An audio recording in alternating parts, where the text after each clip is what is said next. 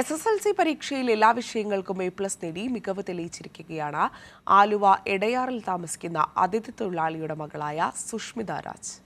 തൊഴിലാളികൾ താമസിക്കുന്ന ഒറ്റമുറി വീട്ടിലിരുന്ന് പഠിച്ചാണ് മലയാളം ഉൾപ്പെടെയുള്ള വിഷയങ്ങൾക്ക് മികച്ച മാർക്ക് ഈ മിടുക്കി നേടിയത്. ആലുവ എടയാറിൽ ഇപ്പോൾ സംസാര വിഷയം ഉത്തർപ്രദേശുകാരിയായ ഈ മിടുക്കിയെക്കുറിച്ചാണ്. 10ാം ക്ലാസ് പരീക്ഷയിൽ മലയാളം ഉൾപ്പെടെയുള്ള വിഷയങ്ങൾക്ക് A+ നേടി അതിഥി തൊഴിലാളികളായ മാതാപിതാക്കളുടെ അഭിമാനമായി മാറിയിരിക്കുകയാണ് സുഷ്മിത രാജ്. ബിനാനിപുരം സർക്കാർ ഹൈസ്കൂളിലെ വിദ്യാർത്ഥിനിയാണ് സുഷ്മിത.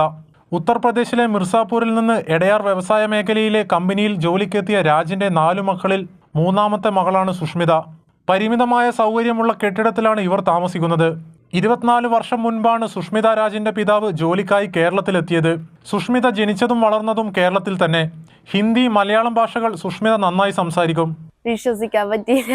ശരിക്കും പറഞ്ഞ ഞങ്ങള് ശരിക്കും എനിക്കൊരു പ്രതീക്ഷ ഉണ്ടായി ഫുൾ A+ കിട്ടുമെന്ന്.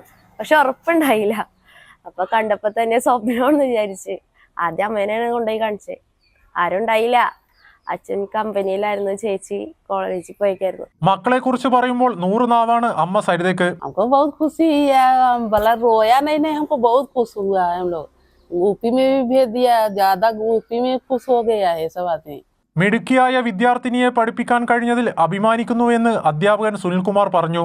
നമുക്ക് വലിയ പ്രതീക്ഷ ഉണ്ടായിരുന്നു ഈ കുട്ടികളിൽ നിന്ന് നല്ല റിസൾട്ട് ഉണ്ടാവുന്നു.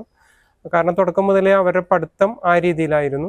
കേരളത്തിൽ വന്ന് പഠിക്കാനായത് കൊണ്ടാണ് സുഷ്മിതയ്ക്ക് ഇത്ര മികച്ച വിജയം നേടാനായത് എന്നാണ് രാജിന്റെ നാട്ടിലെ ബന്ധുക്കളുടെ അഭിപ്രായം.